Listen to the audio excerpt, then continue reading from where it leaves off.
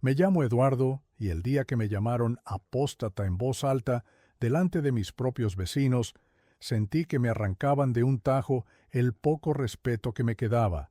No me dejaron acercarme a mis nietos y me cerraron la puerta del salón del reino como si fuera un perro callejero, mientras un par de muchachos repetían que yo era un peligro para la congregación. Esa mañana, después de tantos años sirviendo, me quedé en la banqueta con los nudillos temblando y una rabia que sabía a óxido, y supe que algo se había roto para siempre, aunque nadie allí sospechaba lo que yo guardaba en los bolsillos y sobre todo en la memoria. Escucha esta historia hasta el final y dime qué harías tú en mi lugar. Y cuéntame también desde qué ciudad me estás escuchando, porque estas cosas, créeme, pasan en cualquier parte donde un hombre humilde confía, trabaja por su familia y luego lo empujan a la sombra con palabras bonitas y miradas de hielo. Yo nací en un pueblo chico de Michoacán, con calles de tierra que en tiempo de aguas se volvían un lodazal, y en diciembre olían a canela, a ponche hirviendo y a leña húmeda. Mi padre fue campesino y mi madre lavó ropa ajena toda su vida. Yo aprendí el oficio de albañil muy joven, levantando bardas, colando losas, acomodando tabique sobre tabique con el sol metido en la nuca. De muchacho me gané el pan en las obras de media región, comí tortas envueltas en servilletas rehusadas, bebí agua tibia de garrafón y terminé más de una jornada con las manos hechas una sola grieta.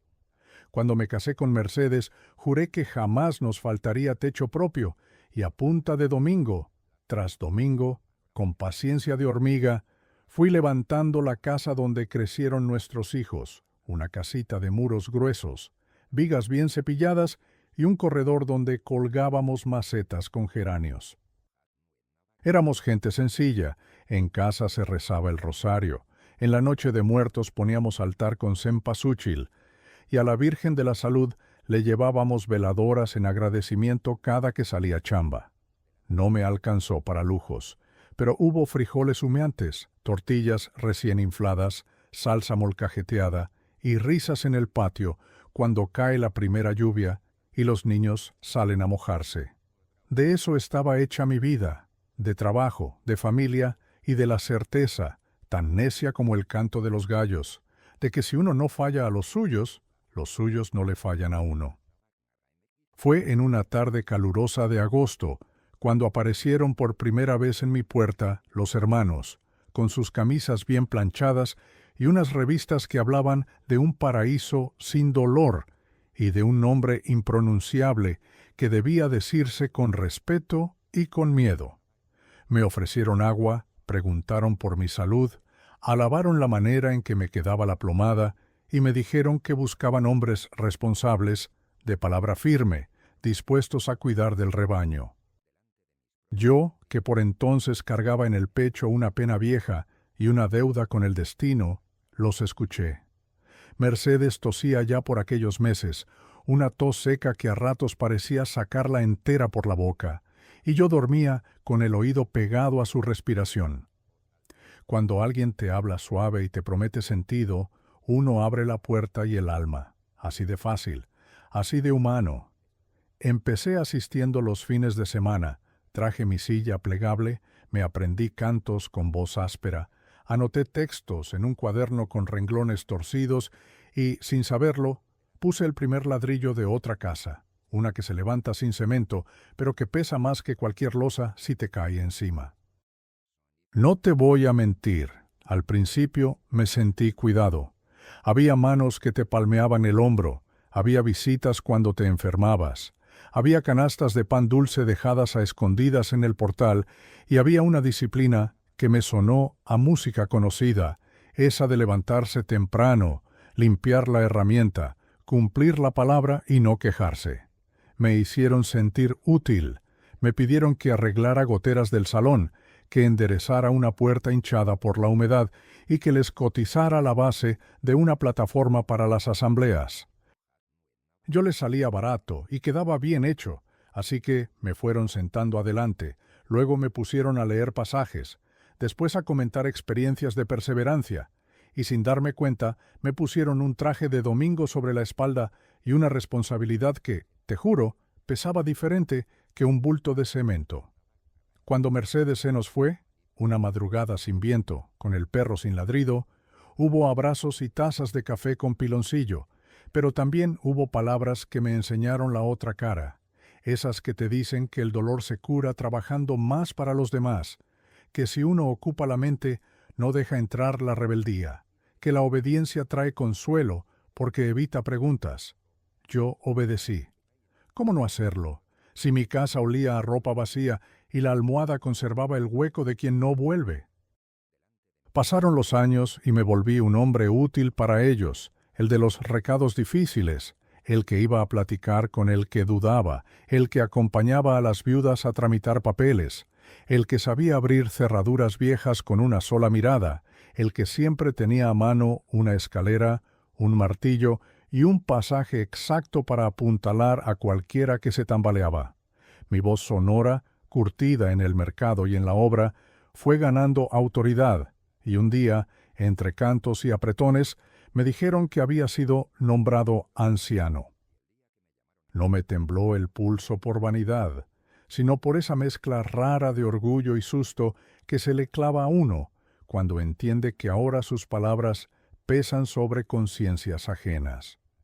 Comencé a entrar en salas donde se hablaba en voz baja, a leer informes que no se compartían en el salón, a escuchar historias de familia con la puerta cerrada y a firmar recomendaciones para hermanos que tenían asuntos, digamos, delicados.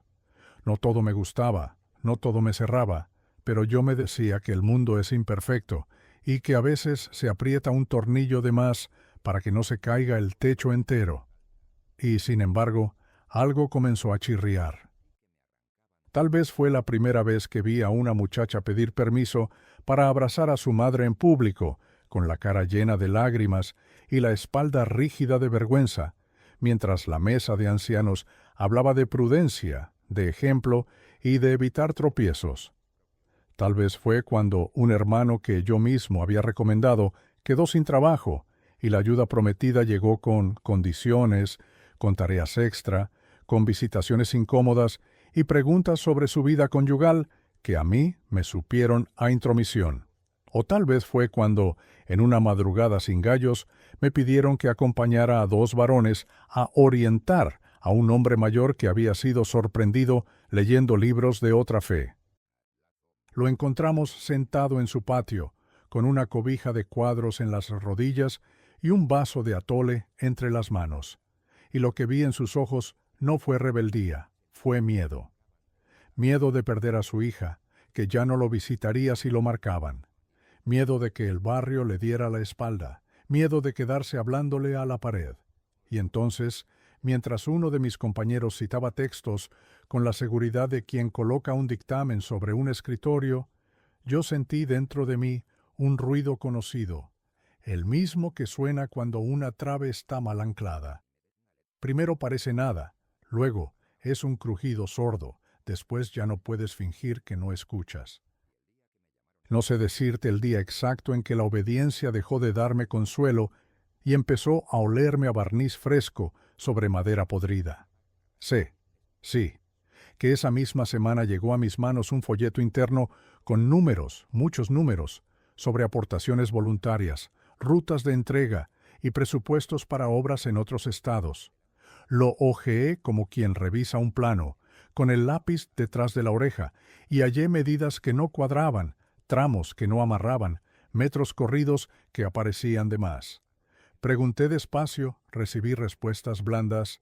Pregunté de nuevo, me dijeron que confiara.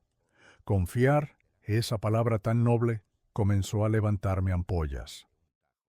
Yo podía aguantar silencios, podía aceptar formas duras, podía tragarme la nostalgia con pan duro y café recalentado, pero no podía tapar con yeso una grieta que cruzaba el alma de las personas.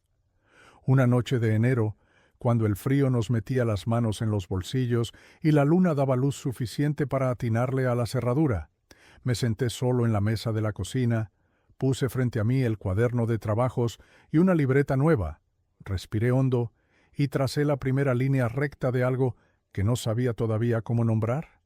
Afuera pasó un vendedor de camotes haciendo sonar su silbato. Adentro crujió la silla, y yo supe que a veces la fuerza verdadera no está en levantar paredes, sino en decidir qué paredes no deben seguir en pie.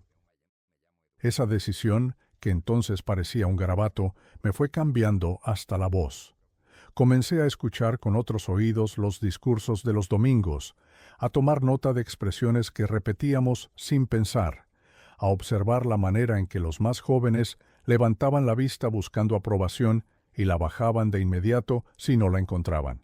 Anoté nombres, fechas, cifras dichas al pasar, guardé boletines, copié direcciones, marqué con discretos dobleces las páginas que me hacían cosquillas en la nuca. No te engaño. Hubo noches en que me sentí un traidor y me ardió la cara de vergüenza frente a la fotografía de Mercedes, que me quedaba mirando desde la repisa como preguntando si no me habría vuelta la cabeza de viejo. Pero si algo aprendí con los años es que los cimientos no se cuidan con rezos, sino con plomada, paciencia y la valentía de decir que está chueco cuando está chueco. Y yo empecé, muy despacio, a medir otra casa que nadie más parecía querer medir. Fue por entonces que alguien, un hermano muy serio con manos de oficinista y mirada de perro herido, me habló de un caso en tierras lejanas donde, según dijo, una congregación entera había sido vigilada por autoridades que no querían templos ni revistas. No entendí mucho, eran historias de café que viajan dobladas en los bolsillos de los que han visto demasiado. Lo que sí entendí fue la sensación que me recorrió la espalda. No era miedo, era una claridad punzante, como cuando, en medio de la obra, caes en la cuenta de que el andamio no está amarrado a nada y que una ráfaga basta para mandar a alguien al suelo. Esa noche volví a casa caminando despacio, con las llaves calientes en la mano y un nudo que no se parecía al duelo ni a la culpa. Era otro tipo de nudo, uno que, si lo jalas con paciencia, revela el hilo completo. Abrí la puerta, serví un café fuerte y por primera vez en mi vida no me senté a esperar instrucciones. Me senté a trazar un plan. ¿Y hasta ahí, por hoy? El plan no nació redondo, salió como salen los buenos encofrados. Primero una idea tosca en el aire, luego un par de tablas apuntalando lo que todavía no se sostiene, después la paciencia de medir, cortar y volver a medir. Compré una libreta de pasta negra en la papelería de don Lauro y un bolígrafo grueso que no tropezara en el papel, y guardé ambos en el cajón donde antes teníamos las libretas de calificaciones de los muchachos. Empecé por lo pequeño, por lo que cualquiera consideraría inofensivo. Anoté los horarios reales de las reuniones y los nombres de quienes llegaban antes y se quedaban después, los encargados de acomodar a los recién llegados, los que se sentaban en las últimas filas con la mirada alerta. Me di cuenta de que las sillas formaban un mapa si uno sabía leerlo, que los pasillos se estrechaban o se abrían igual que la voz del que presidía, que los silencios tenían dueño. En mi bolsa de camisa guardaba, envuelta en un pañuelo con olor a alcanfor, una grabadora pequeña que un sobrino me había vendido barata, y la probé una noche en que los grillos hacían más ruido que mis dudas. La encendí, dejé que respirara en la mesa, la apagué y la volví a encender como quien prende una veladora.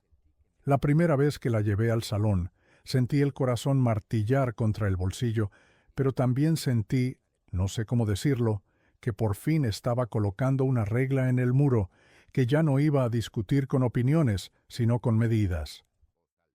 No era la primera vez que yo espiaba algo, si es que a esto se le puede decir espiar.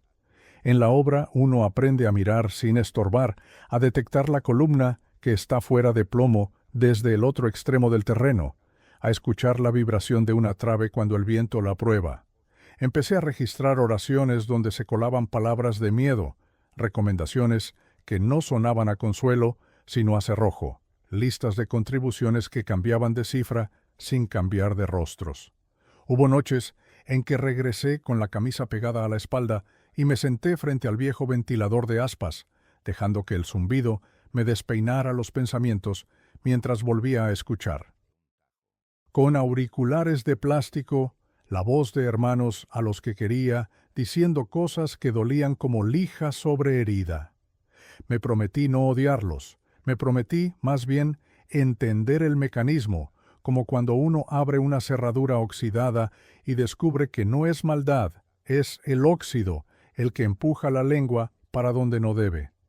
A ratos me invadía la culpa y entonces me preparaba un café cargado, con piloncillo y un chorrito de canela, y recordaba a Mercedes diciéndome que la verdad es como el agua de pozo, si no la sacas parejita, se enturbia. Al poco tiempo empecé a notar que ciertos papeles no pasaban por el mostrador principal, sino por manos discretas en el cuarto del fondo, donde se guardaban los himnarios viejos. Ahí, entre cajas con olor a papel húmedo, se firmaban autorizaciones y se sugerían decisiones familiares con una ternura que apretaba la nuca.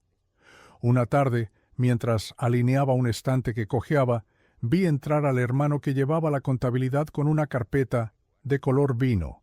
Nadie entra con color vino si no trae dentro una herida, me dije, y volví al día siguiente a reparar una bisagra que yo mismo había aflojado para tener motivo de estar ahí. No voy a detallar lo que escuché, no porque no lo recuerde, sino porque cada palabra pesa, y yo aprendí a no poner ladrillos innecesarios sobre muros finos. Baste decir que aquella carpeta guardaba rutas de dinero que se iban de nuestro pueblo a cuentas que no tenían el apellido de nadie conocido. Salí a la calle con el sol clavándome como clavos calientes y me fui directo a la fonda de Doña Goya a pedirme un plato de sopa de fideos con caldillo rojo, de esos que te hacen acordar que el mundo puede ser sencillo si uno lo deja. Mientras soplaba la cuchara, pensé en lo que sigue cuando un maestro de obra detecta una falla estructural. Primero se apuntala, luego se llama al perito, por último se decide si se repara o se derriba. Yo ya estaba apuntalando, me faltaba el perito. Ese perito no traía casco ni botas de casquillo. Llegó un jueves de mercado, cuando el aire huele a nopal recién cortado y a mango pasado, y yo arreglaba un zaguán en la casa de una maestra jubilada. Se presentó con un nombre corto y un saludo de barrio, ni deferencias ni grandilocuencias, y pidió hablarme de cosas serias en un café de la plaza, al lado de la iglesia, donde un grupo de señoras rezaba el rosario con una dulzura que a mí me desarmó.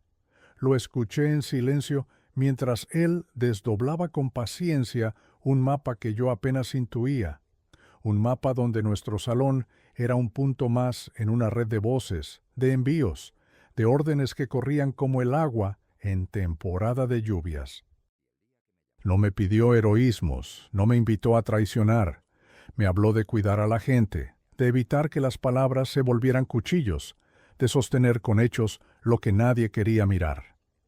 Me preguntó si yo podía seguir haciendo lo que ya hacía, pero con método, con fechas cruzadas, con copias guardadas lejos de mis cajones y con una prudencia que no dejara huellas.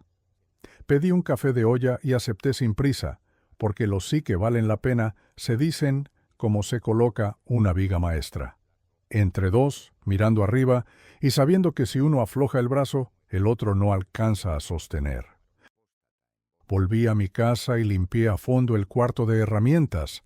En una vieja alacena de madera, detrás de una lámina, escondí una libreta duplicada y un sobre con cintas donde marcaba, con letra de maestro albañil, los tramos que ya estaban firmes y los que faltaban por empalmar. Pedí prestado un radio viejo, de esos que agarran estación aunque el cielo esté de malas, y lo dejé siempre encendido para que, si alguien entraba sin aviso, la casa sonara a compañía, a pelota narrada, a bolero de madrugada. Cada semana, después de la reunión, regresaba con pan de la panadería de don Ponciano. Me servía chocolate con espuma y escuchaba las grabaciones, pausando donde hubiera una frase que amarrara con otra de meses atrás. No buscaba escándalos, buscaba patrones. A veces, entre una cita bíblica y la voz de una hermana pidiendo oración, se colaba una instrucción que parecía salida de otra mesa, y yo la subrayaba con un renglón doble, como si fuera una trave que necesita dos varillas. Hubo noches en que me ganó el llanto, no de miedo, de pérdida. Ese mundo que me había abrazado cuando Mercedes se fue, estaba dejando ver dedos fríos detrás de la cortina, y uno no puede desver lo que ya miró. Para no volverme piedra, seguí siendo hombre de pueblo. Los domingos, después de la mañana larga, me iba al tianguis a comprar quesillo, jitomate y aguacate para hacerme una torta en casa. Pasaba por la tortillería cuando el sol todavía no se acomodaba, con las tortillas tronando en el papel y el vapor calentándome la cara, y me sentaba en el patio a escuchar a un sensontle que venía cada tarde a pararse en el cable. Esa normalidad me anclaba, me recordaba que el barro entre las uñas es la manera más honesta que conozco de estar vivo. Con los muchachos, ya hombres hechos y derechos, cada cual en su destino, hablaba poco del tema. Les contaba de mi espalda, de la humedad que me tumba cuando cambian los vientos, de las ganas de ir un día a conocer las playas de Colima, y ellos me prometían un viaje que quién sabe si llegue, pero que igual calienta. No quería envenenar sus recuerdos ni meterlos en mis dudas. Este trabajo era mío, para bien o para mal, y yo lo iba a llevar con la misma terquedad con que colé la loza de nuestra casa en temporada de secas. Las primeras piezas sólidas llegaron como llegan las buenas lluvias. Primero una gota que golpea distinta, luego otra, luego el chorro. Un recibo interno con montos imposibles, una reunión extraordinaria sobre disciplina que coincidía con una transferencia, la voz de un visitante de fuera usando expresiones idénticas a las que yo había oído meses atrás en boca de otro hermano de otra ciudad. Crucé fechas, estampé iniciales, pegué numeritos en tiras de papel y los colgué en un cordel dentro de la alacena, como quien tiende ropa a oscuras para que no la vean los ojos ajenos. Me acordé de mi padre, que decía que la tierra habla si uno la pisa con respeto. Las instituciones también hablan, solo hay que saber cuándo callar para oírlas. Y en ese callar, en ese hilvanar, entendí que lo mío ya no era un berrinche de viejo ni una rencilla de banco. Lo mío era proteger a los sencillos, a los que llegan con la esperanza recién planchada buscando sentido y encuentran, sin saberlo, una maquinaria que a veces los exprime. Una noche, cuando el viento del norte nos barría el techo con polvo fino y los perros del barrio conversaban de azotea a azotea, coloqué sobre la mesa todas mis libretas y las alineé como si fueran piezas de una cubierta a punto de vaciar. Tenía lo suficiente para creerme valiente, pero no lo suficiente para ser responsable. Afuera, la luna parecía un foco económico colgado del cielo. Adentro, mi sombra sobre la pared se veía más vieja que yo. Apagué la radio, guardé todo en su escondite y me quedé con la mirada clavada en la taza de barro donde quedaban pozos de café. Supe, con esa certeza que te llega al estómago, que el siguiente paso iba a doler. Y sin embargo, también supe que no hay obra bien hecha sin el día en que uno se raspa los nudillos y aprieta los dientes. Al día siguiente, al salir del salón, me esperaban dos miradas que ya no eran las de antes. Les devolví el saludo, limpié el sudor con el dorso de la mano y caminé hasta la esquina, donde la vida seguía oliendo a elote asado y a gasolina. No miré atrás. Había que seguir midiendo. Había que aprender, al fin, a tirar el cordel más largo. La desconfianza empezó a crecer como humedad en muro mal revocado. Primero una manchita, luego un olor raro, hasta que ya nadie puede fingir que no lo ve. Yo notaba cómo algunos hermanos me observaban distinto, con una sonrisa apretada que no llegaba a los ojos, con preguntas disfrazadas de cortesía. ¿Todo bien, Eduardo? Te vemos muy pensativo últimamente. Y yo, que aprendí desde joven a no mostrar debilidad en la obra, respondía con un chiste o con un refrán de los viejos. El que madruga encuentra el día entero, hermanos. Pero por dentro sentía cómo se me erizaba la piel, igual que cuando un andamio rechina con el viento y sabes que algo no está firme. No era paranoia. Un sábado, al terminar la reunión, un anciano me llamó aparte al cuartito donde se guardaban los micrófonos. Cerró la puerta y se quedó de pie, con los brazos cruzados, mirando el suelo. Hay quienes dicen que andas haciendo preguntas de más, Eduardo. Tú sabes que la curiosidad excesiva puede convertirse en tropiezo. Lo dijo con esa voz suave que parece consejo, pero que pesa como advertencia. Yo asentí sin discutir, bajé la cabeza como si me hubiera descubierto en falta y respondí: «Tiene razón, hermano. Voy a enfocarme en lo importante». Al salir, sonreí y di palmadas en la espalda a los muchachos, pero mi corazón golpeaba como martillo en mano temblorosa. Esa noche, en mi casa, escuché 3 veces la misma grabación para convencerme de que lo que estaba haciendo no era locura. Y cada vez que oía aquellas frases ambiguas sobre dinero, disciplina y obediencia ciega, mi determinación se volvía más dura que un muro de piedra. Decidí reforzar mis medidas. En la carpintería improvisada del patio, fabriqué una caja con doble fondo, barnizada de nogal, donde guardaba las cintas más delicadas. Nadie sospechaba, porque la usaba como banco de trabajo. Encima ponía clavos, tarugos y pedazos de madera, y a cualquiera le parecía un cajón viejo de carpintero. Dentro, sin embargo, reposaban voces, cifras, órdenes disfrazadas de oraciones. Era mi secreto y mi carga. Por las noches, cuando el barrio se callaba y solo se escuchaba el tren lejano, yo abría la caja y repasaba apuntes con una lámpara pequeña. Sentía que Mercedes me miraba desde la foto en la repisa y a veces me disculpaba en voz alta. «No sé si hago bien, mujer, pero no puedo quedarme callado». En medio de todo, la vida de pueblo seguía su curso. Iba al mercado de los martes a comprar chile serrano, queso fresco y hojas de plátano. Saludaba a doña Eulalia, que vendía tamales, y a don Fermín, que tocaba el acordeón a cambio de unas monedas. Nadie sospechaba lo que hervía en mi cabeza. Con los vecinos reía, hablaba de fútbol, de las lluvias que no llegaban, de los nietos que crecían demasiado rápido. Pero apenas cerraba la puerta de casa, el aire cambiaba. Encendía el radio viejo, dejaba que sonara un danzón en la emisora local y mientras tanto copiaba en letra clara cada palabra que podía servir más adelante. Era como vivir 2 vidas.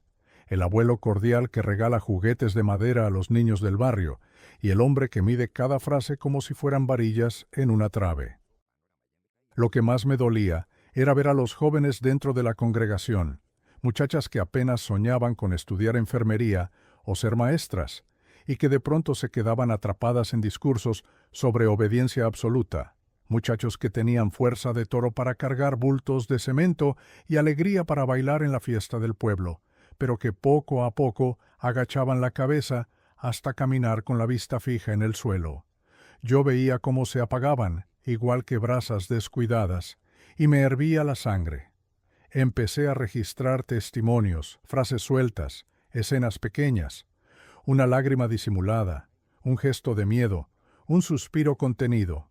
No eran pruebas de dinero ni de poder, pero eran pruebas del daño, y para mí valían tanto como cualquier cifra en un papel. Un día, al salir del salón, me encontré con un antiguo compañero de la obra, Julián, que había dejado de asistir hacía años. Estaba sentado en la banca de la plaza, con un sombrero ancho y una sonrisa cansada. «Eduardo», me dijo, «todavía sigues ahí adentro, ¿verdad?» Asentí, y él soltó una risa amarga. «Cuídate, a mí me sacaron como perro por hacer preguntas, pero tú eres más terco que yo, y eso puede salvarte o condenarte». Me dio una palmada y se fue cojeando por la calle empedrada. Aquellas palabras me persiguieron toda la noche. ¿Era terquedad o era valor lo que me hacía seguir? No lo sabía. Solo sabía que ya no podía dar marcha atrás, como cuando la losa está colada y no hay manera de recoger el cemento. Fue entonces cuando empecé a recibir señales más claras de que alguien me observaba. Una tarde, encontré mis libretas movidas en la alacena, aunque juraría que yo las había dejado alineadas. Otra vez, regresando de la tienda, noté a dos jóvenes parados frente a mi casa, fingiendo conversar, pero con la vista clavada en mi puerta. Los saludé con cortesía, y ellos respondieron rápido, casi nerviosos. No era casualidad. Sentí un frío en la nuca, como cuando descubres que un muro recién aplanado está cuarteado y no sabes hasta dónde llega la fisura. Esa noche recé a mi manera, no con fórmulas aprendidas, sino con palabras sencillas. Dame fuerza, Señor, para no quebrarme. Y la fuerza vino, aunque no en forma de milagro, sino de decisión. Al día siguiente fui al mercado, compré una libreta nueva y un paquete de sobres y me juré que lo próximo que registrara ya no lo guardaría solo para mí, porque llegó el momento en que entendí que una casa en silencio se convierte en tumba, y yo no estaba listo para que mi verdad muriera conmigo. Las semanas siguientes se volvieron una mezcla rara de rutina y sobresalto, como cuando en la obra parece que todo avanza bien, pero sabes que, bajo la mezcla, hay un hueco que puede venirse abajo en cualquier momento. Yo seguía asistiendo al salón con mi camisa bien planchada y mi cuaderno de notas, sonreía, saludaba, repartía apretones de mano. Nadie sospechaba que en el bolsillo de esa camisa viajaba la pequeña grabadora que ya se había convertido en mi compañera silenciosa. Grababa todo, los discursos, las reuniones internas, las charlas en voz baja que se daban antes de apagar los micrófonos. Cada frase era como un ladrillo más que yo iba colocando en una pared invisible, una pared que algún día iba a mostrar de qué estaban hechos en realidad los cimientos de aquella organización. Comencé a ordenar las pruebas con más cuidado. En mi casa, después de la cena frugal, un plato de frijoles de la olla, queso fresco y tortillas calientes de la tortillería de Don Chema, me encerraba en el cuarto del fondo. Extendía sobre la mesa las libretas, los sobres, las grabaciones. Clasificaba por fechas, por nombres, por temas. Había noches en que el cansancio me vencía y me quedaba dormido sobre los papeles, con la lámpara todavía encendida y el zumbido de los mosquitos rondándome los oídos. Otras noches, en cambio, me sentía más despierto que nunca, con una claridad que no tenía ni de joven cuando trabajaba jornadas dobles en la obra. Ahí, entre esas paredes, yo ya no era un viejo solitario. Era un hombre que por primera vez sentía que cada callo de sus manos y cada arruga de su cara tenían un propósito. Los domingos se habían vuelto especialmente difíciles. Mientras los hermanos cantaban con fervor, yo escuchaba las palabras buscando los matices, el énfasis extraño, la frase que se repetía con demasiada insistencia. Una vez, en plena reunión, escuché a un anciano hablar de la necesidad de proteger la pureza de la congregación, y en sus palabras se deslizó una instrucción sobre cortar lazos con quienes dudaran de la obra. Vi cómo varios jóvenes bajaban la cabeza y sentí una punzada en el pecho, porque esas palabras, dichas con voz suave y acompañadas de un texto bíblico, eran en realidad un látigo que rompía familias. En mi libreta anoté con letra firme: control a través del miedo disfrazado de obediencia. Mientras tanto, afuera, el pueblo seguía latiendo con su propia música. Los jueves había feria en la plaza, se armaban puestos de buñuelos, elotes asados, aguas frescas de Jamaica y tamarindo. Yo iba, compraba un vaso grande de atole de arroz y me sentaba a ver pasar a la gente. Los niños corrían con globos, las señoras regateaban por un rebozo, los hombres jugaban dominó en las bancas. Allí me sentía vivo, parte de algo más grande que no necesitaba secretos ni advertencias. En esos momentos pensaba: esto es la verdadera comunidad, no lo que me venden allá adentro. Y esa certeza me daba fuerzas para seguir guardando pruebas. Un día recibí una visita inesperada. Era el mismo hombre que meses atrás me había hablado en un café sobre cosas serias. Llegó discreto, con sombrero de palma y un maletín pequeño. Nos sentamos en mi patio, bajo la sombra de un limonero. Sacó un cuaderno y me preguntó con calma cómo iba mi trabajo. No dijo espionaje ni infiltración.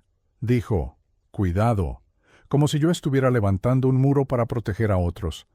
Le mostré algunas notas sin dar demasiado detalle y él me aconsejó ser paciente. No construyas deprisa, Eduardo. Las casas que se levantan de golpe se caen con el primer viento. Esa frase me quedó resonando. Paciencia. Yo siempre había tenido paciencia para colar, para aplanar, para esperar que secara el concreto. Ahora debía tener paciencia para sostener una verdad que algún día saldría a la luz. Pero la paciencia no quitaba el miedo. Hubo noches en que despertaba sobresaltado, convencido de que alguien había entrado en mi casa. Revisaba cerraduras, miraba por la ventana, y el barrio dormía tranquilo. Otras veces me parecía escuchar pasos detrás de mí al volver del mercado. No podía contárselo a nadie, ni a mis hijos, ni a mis vecinos, porque no quería arrastrarlos a algo que ni ellos comprenderían. Así que el miedo se convirtió en un huésped silencioso con el que aprendí a convivir, como se convive con una rodilla que duele cuando cambia el clima. Molesta, pero no te detiene. Lo que sí me detenía era la duda. ¿Hasta qué punto tenía derecho a guardar estas pruebas? ¿Y si nunca salían a la luz? ¿Y si mi vida terminaba antes de tiempo y todo quedaba olvidado en esa caja con doble fondo? En esas noches me levantaba, encendía una veladora frente a la foto de Mercedes y le hablaba como si estuviera ahí.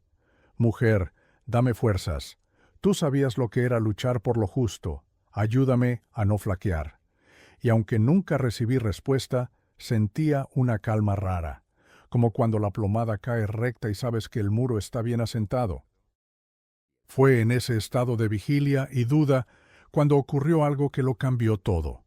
En una reunión interna, mientras revisaban los reportes de las contribuciones, uno de los ancianos cometió un error. Mencionó en voz alta un nombre y una cuenta bancaria que no debía.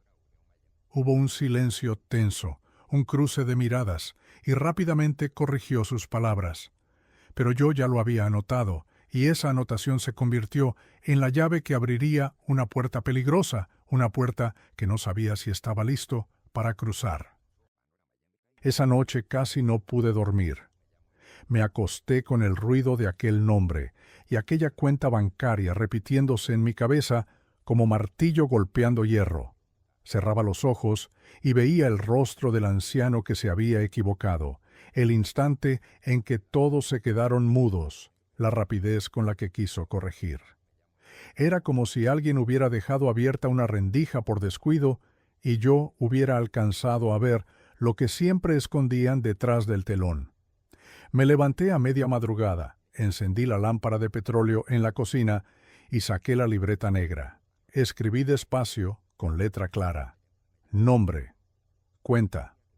Reunión extraordinaria. Silencio prolongado. Señales de ocultamiento. Sentí que la mano me temblaba, pero no de cansancio.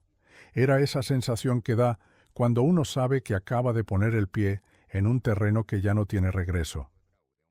Al día siguiente fui al mercado como siempre. Compré jitomates, chiles verdes y un cuarto de carnitas envuelto en papel. Saludé a todos con la misma cordialidad de siempre, pero mi mente estaba lejos, repasando lo que había escuchado. Cuando regresé a casa, guardé los apuntes en la caja de doble fondo y me serví un café fuerte. Encendí la grabadora y escuché de nuevo la reunión. Sí, ahí estaba. Apenas un murmullo, pero suficiente. No era una imaginación mía, era real. Entonces me di cuenta de que lo que tenía en las manos ya no era solo testimonio de manipulación emocional o control familiar.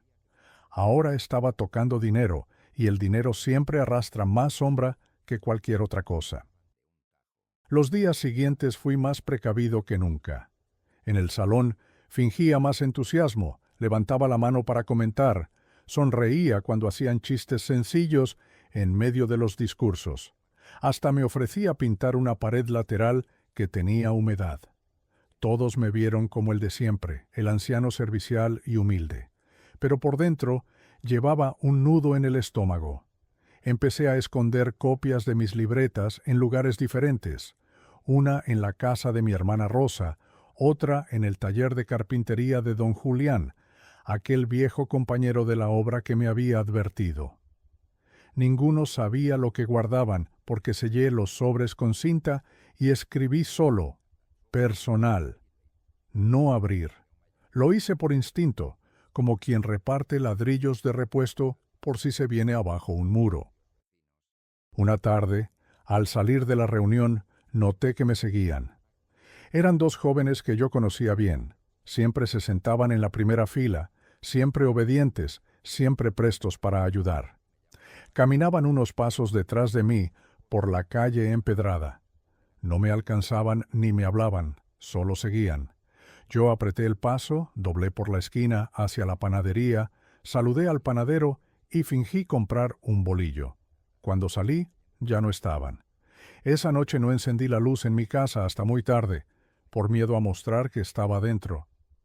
Sentí el peso del silencio en cada habitación, como si las paredes mismas supieran mi secreto. Al domingo siguiente, un anciano me llamó de nuevo a la sala del fondo, me ofreció un asiento y habló con tono cordial.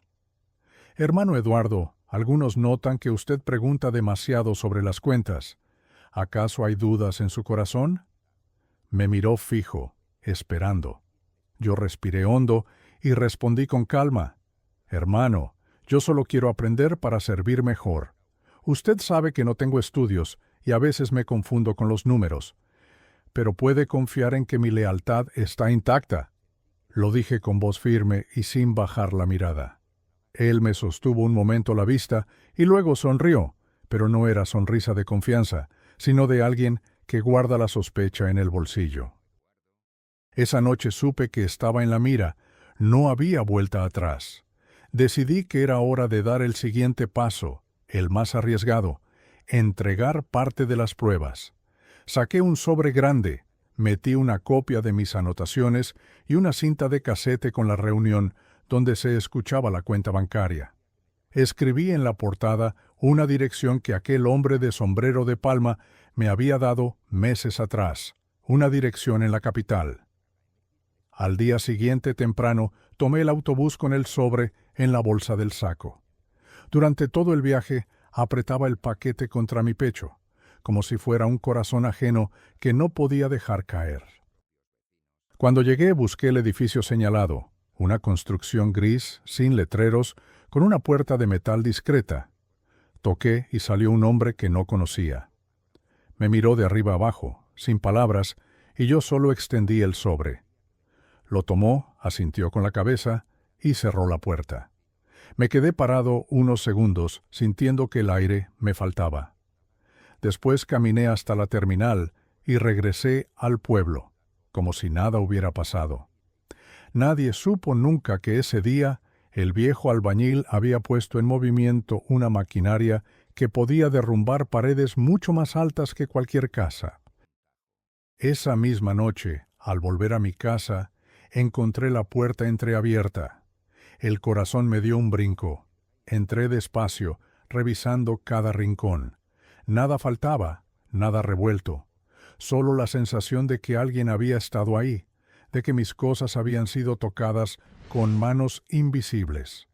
Me quedé sentado en la cocina, con las luces apagadas, hasta que el gallo del vecino cantó anunciando el amanecer.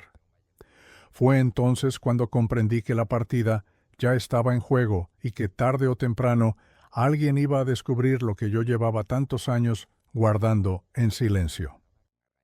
El amanecer de aquel día me encontró todavía sentado en la mesa de la cocina, con los ojos cansados y la taza de café fría entre las manos. Afuera, el barrio despertaba con su música habitual, los pregones de las vendedoras de tamales, el repicar de las campanas llamando a misa, los pasos apurados de los muchachos rumbo a la escuela. Todo parecía normal, pero yo sabía que algo había cambiado. Sentía en la piel esa electricidad que anuncia tormenta aun cuando el cielo está despejado. Alguien había entrado a mi casa la noche anterior, no para robar, sino para buscar. ¿Qué? ¿Mis libretas? ¿Las cintas? No lo sabía, pero comprendí que ya no podía confiar en que aquel doble fondo de carpintero fuera suficiente para proteger lo que había reunido.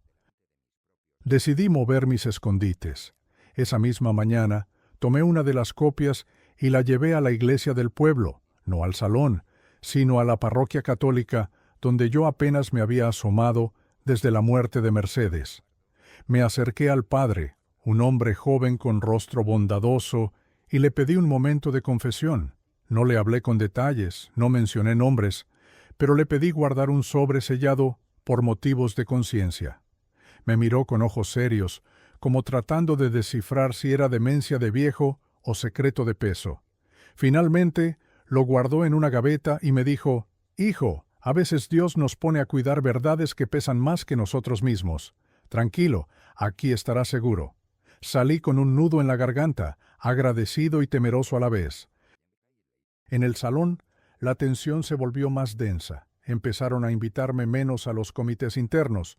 Me pedían descansar de ciertas responsabilidades, como si quisieran apartarme sin levantar escándalo. A los hermanos les... Una tarde de domingo, después de la reunión, me interceptó Patricia, la esposa de un anciano influyente. Con voz baja, casi en susurro, me dijo: «Hermano Eduardo, tenga cuidado. Hay quienes creen que usted habla demasiado con gente de fuera». Se lo dijo sin mirarme a los ojos, como quien repite un mensaje que le pesa. Yo solo asentí, agradecí y seguí mi camino. Pero esa advertencia me confirmó lo que ya sospechaba. Estaban vigilándome. Aquella noche, mientras el viento golpeaba las ventanas y hacía crujir la madera del techo, me descubrí pensando en Mercedes. Si ella estuviera viva, ¿me habría detenido? ¿Me habría dicho que dejara las cosas como estaban y que pensara solo en mis nietos? ¿O me habría tomado la mano, como cuando colábamos juntos los pisos, y me habría dicho que siguiera adelante? El miedo empezó a hacerme compañía de verdad. En la calle notaba sombras que se alargaban demasiado, pasos que se detenían cuando yo me daba vuelta, miradas rápidas detrás de las cortinas. Incluso mis propios nietos me preguntaron una tarde por qué ya no sonreía como antes. Les respondí con un chiste, pero en el fondo me partía el alma ver que mi lucha secreta me estaba robando hasta la alegría frente a ellos. Entonces comprendí que debía dar un paso más, no por mí, sino por los que vendrían después. Porque si yo caía en silencio, nadie sabría nunca lo que había descubierto. Así fue como empecé a escribir mi testimonio completo, no en libretas dispersas ni en sobres escondidos, sino en un cuaderno grueso, de pasta dura, con hojas numeradas. Cada noche, después de cenar, me sentaba en el corredor con una vela encendida y escribía desde el principio. Cómo llegaron a mi puerta, cómo me acogieron en mis peores momentos, cómo fui ascendiendo hasta ser anciano, cómo descubrí las fisuras, cómo empecé a guardar pruebas. Escribía con la paciencia con la que se levanta una pared recta, línea tras línea, sin prisas, pero sin faltar a la verdad. Ese cuaderno sería mi herencia verdadera, la voz que hablaría por mí si algún día me hacían callar. Y justo cuando me sentía más decidido, ocurrió lo que yo temía. Una noche, al volver de visitar a mi hermana Rosa, encontré mi casa con la ventana rota. Adentro, todo estaba revuelto. Los cajones abiertos, las sillas volteadas, los papeles tirados. Corrí al escondite del doble fondo, vacío. Se habían llevado las cintas, las libretas, todo lo que guardaba ahí. Me quedé de pie con el alma helada, sintiendo que los años de trabajo se habían desmoronado en un instante. Pero luego recordé los sobres en otros lugares, el cuaderno de pasta dura que aún tenía conmigo, y la paz volvió poco a poco. Habían encontrado una parte, sí, pero no el corazón de la obra. No sabían que yo ya había aprendido a repartir los cimientos, como quien reparte ladrillos para que nunca falte uno cuando se derrumba una pared. Esa noche, Mientras recogía los papeles esparcidos, me prometí que lo que estaba por venir sería todavía más arriesgado, pero también más decisivo. Porque cuando te arrebatan algo, no solo pierdes, también te empujan a pelear con más fuerza por lo que queda. Y yo ya no estaba dispuesto a rendirme. Dormí poco esa noche. Más que el cansancio del cuerpo, era la rabia en el pecho lo que no me dejaba pegar los ojos. Me senté en el corredor con la luz de la luna iluminando el patio vacío y me acordé de los años en la obra cuando una pared recién levantada se caía por un descuido. Dolía, pero uno recogía los tabiques y volvía a empezar. Así me sentía ahora. Los intrusos se habían llevado parte de mi esfuerzo, pero no todo. Yo todavía tenía las copias, el cuaderno de pasta dura y, sobre todo, la memoria de cada palabra que había escuchado durante años. Esa memoria nadie podía robármela. Al amanecer fui directo a la plaza. Saludé a don Fermín, que ya estaba afinando su acordeón, y a doña Eulalia, que acomodaba sus tamales de rajas. Me compré un café de olla bien cargado y me senté en la banca frente a la fuente. No era casualidad. Allí me había citado aquel hombre del sombrero de palma. Llegó puntual, discreto, con el mismo maletín pequeño. Le conté lo sucedido, la ventana rota, los papeles robados, el vacío en la caja. Él me escuchó sin interrumpir. Luego me dijo en voz baja: «Era cuestión de tiempo, Eduardo. Ellos sospechan, pero no saben hasta dónde has llegado. Y ahora entienden que no eres tan ingenuo como creían. Eso los pone nerviosos». Me pasó un sobre de papel grueso. «Aquí hay instrucciones, pero sobre todo no te quedes solo. La soledad es el terreno donde ellos ganan». Guardé el sobre sin abrir, con un nudo en la garganta. Caminamos juntos hasta la esquina y luego él se perdió entre la gente del mercado como si nunca hubiera estado. Esa misma tarde, en mi casa, abrí el sobre. Contenía una dirección en la capital y un nombre clave que no reconocí. También un mensaje claro: «Entrega directamente lo que quede. No uses intermediarios». Entendí que había llegado el momento de soltar parte de la carga, de confiar en que otros sabrían qué hacer con las pruebas. Los días siguientes me moví con cautela. Fingía normalidad en el salón, me ofrecía ayudar en arreglos, sonreía con los hermanos, pero dentro de mí todo era tensión. Cada palabra la escuchaba 2 veces, una como anciano obediente, otra como testigo incómodo. Una noche, durante una reunión interna, noté que cambiaban de tema cuando yo pedía detalles. Ya no me daban acceso a las cuentas completas, solo a resúmenes breves. Era evidente que me cercaban, como pastores que quieren apartar a la oveja que ya no sigue dócil. En el pueblo, en cambio, la vida seguía igual. En las fiestas patronales de septiembre, los cohetes retumbaban en el cielo y las calles se llenaban de faroles de papel. Me mezclé entre la multitud, probé un plato de pozole con chile seco y sentí por un momento que era un hombre común, un abuelo más, disfrutando de la feria. Pero aún en medio de esa alegría, el pensamiento no me soltaba. Sabía que mi casa ya no era segura y que tarde o temprano iban a intentar callarme de manera más directa. Por eso tomé una decisión arriesgada. El cuaderno de pasta dura, mi testimonio completo, ya no podía quedarse conmigo. Una madrugada, antes de que saliera el sol, lo envolví en una bolsa de plástico y lo llevé al taller de don Julián, aquel viejo compañero de la obra. Le pedí que lo guardara sin abrirlo, pase lo que pase. «Confía en mí, Eduardo», me dijo. «Yo sé lo que es que te marquen como indeseable. Nadie lo tocará». Vi en sus ojos la misma firmeza que tenía cuando cargábamos juntos las carretillas de mezcla y me sentí un poco más ligero. El golpe más fuerte vino a los pocos días. Me llamaron a una reunión especial en la sala del fondo. Los demás ancianos me esperaban ya sentados, con los rostros tensos. El que presidía habló con tono grave. «Hermano Eduardo, se han recibido comentarios sobre su conducta. Dicen que mantiene contacto con personas ajenas, que formula preguntas inconvenientes, que siembra dudas. Yo respiré hondo. Miré cada cara, algunos con lástima, otros con frialdad, y respondí despacio: no siembro dudas. Solo quiero que las paredes estén derechas. Si un muro se levanta torcido, tarde o temprano se cae. Hubo un silencio espeso.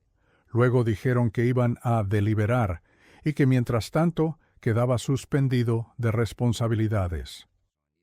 Salí de allí con el alma partida, no por la suspensión, sino por el eco de sus palabras. Ya no era parte de ellos, lo había confirmado. Y al mismo tiempo sentí un alivio raro, como cuando uno se quita una bota embarrada después de un día entero en la obra.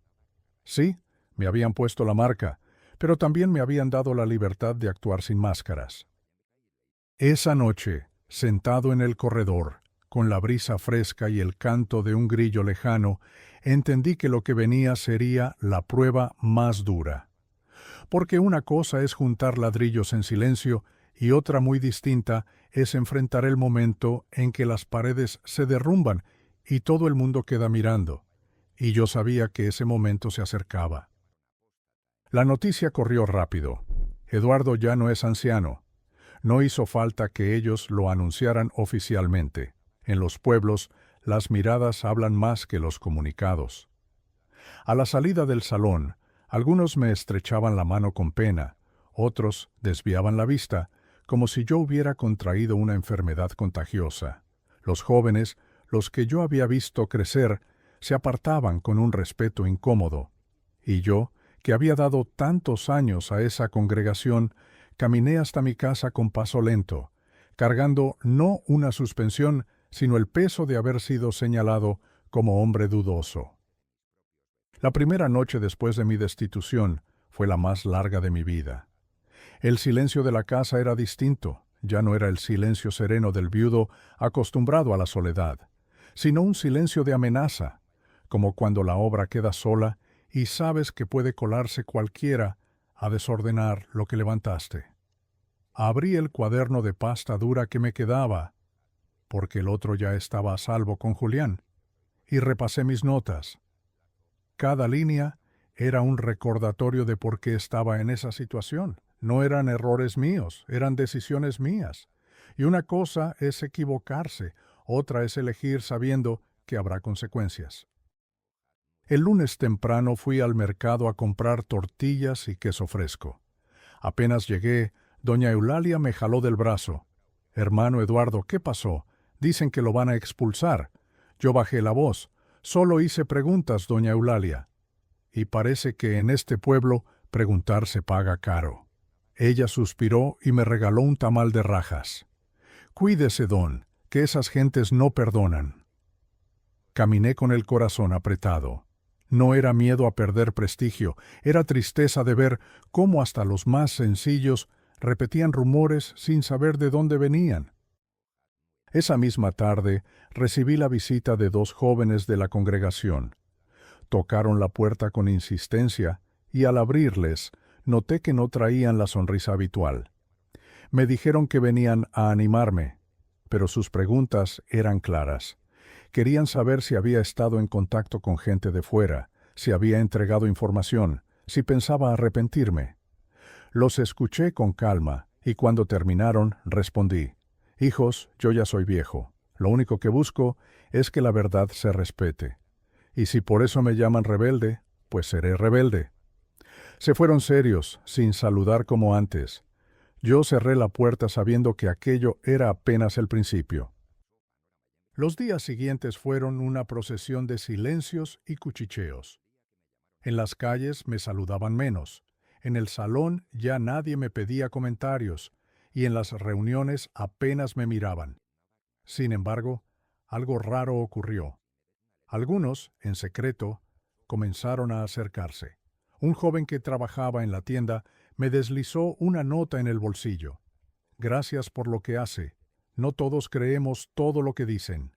Una mujer viuda me trajo una bolsa de pan y me dijo en voz baja: «Cuídese, hermano. Hay muchos que lo valoramos». Esos gestos me daban fuerzas, como cuando en la obra te ayudan a cargar una viga pesada y por un momento sientes que no estás solo. Una tarde, mientras barría el patio, llegó Julián. Traía su sombrero de siempre y una expresión grave. Eduardo, escúchame bien. Hay rumores de que quieren armarte un consejo judicial. No por un error, sino por apostasía. Van a intentar borrarte de raíz. Yo me quedé helado. Esa palabra, apostasía, era la peor de todas. Era la sentencia que te dejaba sin familia, sin amigos, sin voz. Julián me miró con firmeza. Pero recuerda, tu testimonio ya no depende de ti. Lo que entregaste está en manos seguras. Tú haz lo tuyo. Resistir. Esa noche comprendí que el juego había cambiado. Ya no se trataba de guardar pruebas, sino de resistir el embate directo. Me senté en la mesa con la vela encendida y escribí en mi cuaderno: Hoy me declaran enemigo, pero yo sé que la verdad es más fuerte que el miedo. Si mi vida cambia desde aquí, que quede escrito, no me rendí. Y mientras escribía esas palabras, sentí que la casa se estremecía con un golpe en la puerta. Era tarde, casi medianoche. Alguien había venido a buscarme. Me quedé quieto, con la pluma detenida a medio renglón y el corazón golpeando como marro sobre piedra. El golpe en la puerta volvió a sonar, esta vez más fuerte, seco, con la impaciencia de quien no viene de visita. Me levanté despacio, caminé por el pasillo oscuro y pregunté con voz firme: ¿Quién es? Un silencio breve, luego una respuesta entrecortada: Hermano Eduardo, necesitamos hablar con usted. Es urgente. Reconocí las voces, dos de los ancianos de la congregación.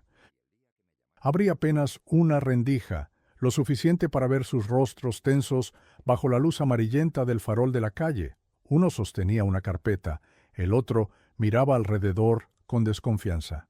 ¿A estas horas?, pregunté. Son asuntos que no podían esperar. Me pidieron entrar, pero no los dejé pasar. Salí yo, cerrando la puerta tras de mí. Nos quedamos de pie en el corredor, con el aire frío de la noche cortando las palabras. Se ha decidido convocar un comité judicial contigo, dijo el de la carpeta, con tono ceremonioso. Hay testimonios de que mantuviste contacto con personas externas y de que cuestionas la guía del cuerpo de ancianos. Queremos darte oportunidad de arrepentirte antes de proceder. Sus palabras sonaban medidas, pero sus ojos eran de acusador, no de hermano. Yo respiré hondo, como cuando uno se prepara para cargar un bulto de cemento, y respondí sin rodeos: No tengo de qué arrepentirme. Si preguntar por qué faltan ladrillos en un muro es apostasía, entonces siempre lo seré. Se miraron entre ellos, incómodos. El más joven insistió: Eduardo, piense en su familia, en sus nietos. Quiere que lo recuerden como alguien expulsado. Aquello me atravesó el corazón, porque si había algo que me dolía, era la posibilidad de que mis nietos crecieran creyendo que su abuelo era un traidor. Pero también supe que ceder significaba enterrar para siempre la verdad que había recogido con tanto esfuerzo. Así que dije despacio, con voz baja pero firme: Prefiero que me recuerden como un hombre que defendió su conciencia, no como uno que se arrodilló por miedo. No hubo más palabras. Cerraron la carpeta con un chasquido seco y se marcharon sin despedirse. Me quedé en el corredor, viendo cómo se alejaban por la calle empedrada, hasta que sus sombras se confundieron con la noche. Entré a la casa, cerré con llave y me senté de nuevo frente al cuaderno. Las manos me temblaban, pero seguí escribiendo. Hoy me dieron la última oportunidad de callar. No acepté. Que quede constancia.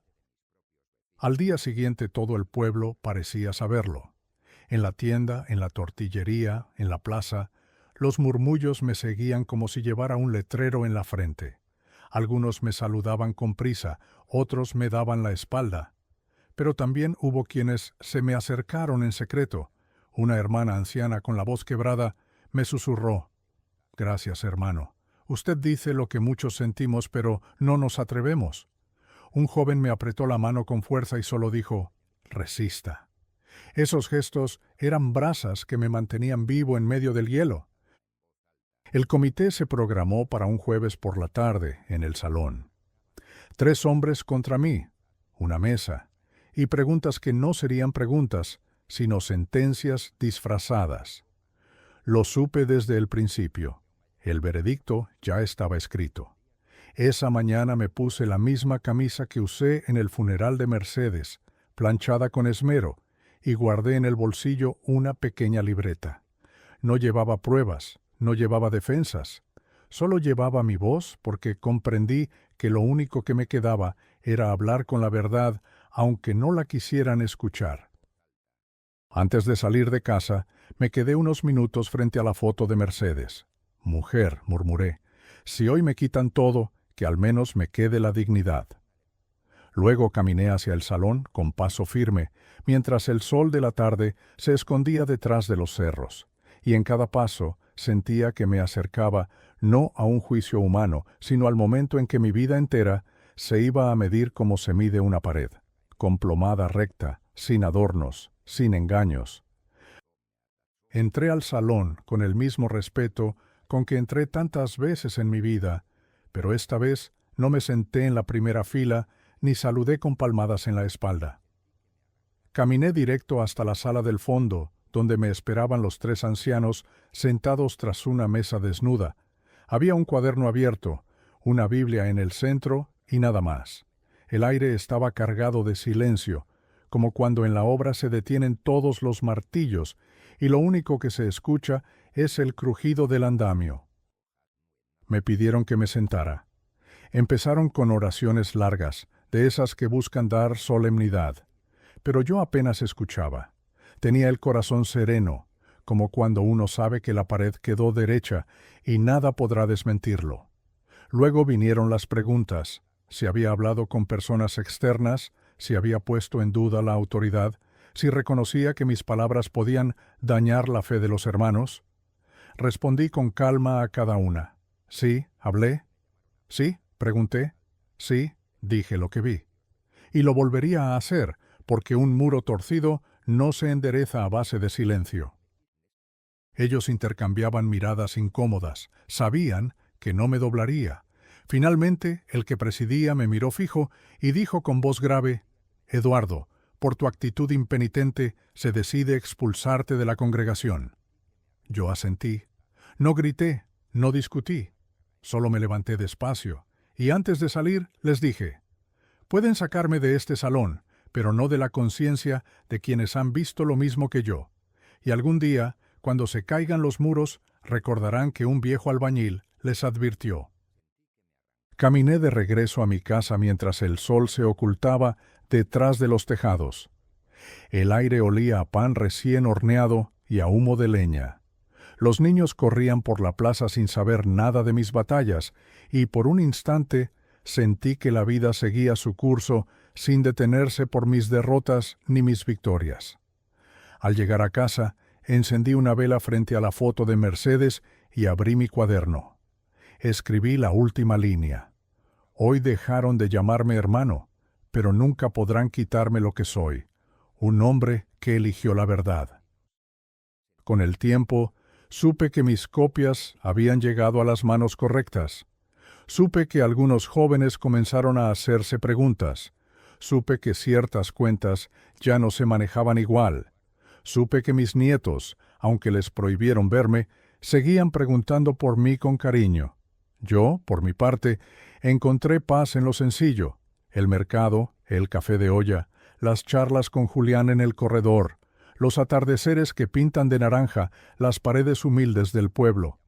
Descubrí que la verdadera libertad no está en pertenecer a un grupo ni en cargar un título, sino en poder mirarse al espejo sin bajar los ojos.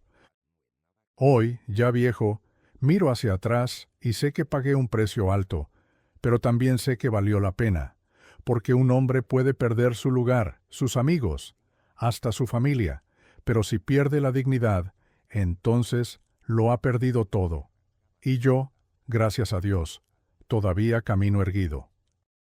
Y ahora, después de contarte todo esto, me pregunto, ¿qué vale más en la vida, la paz de obedecer sin pensar o la soledad que trae consigo mantenerse fiel a la propia conciencia?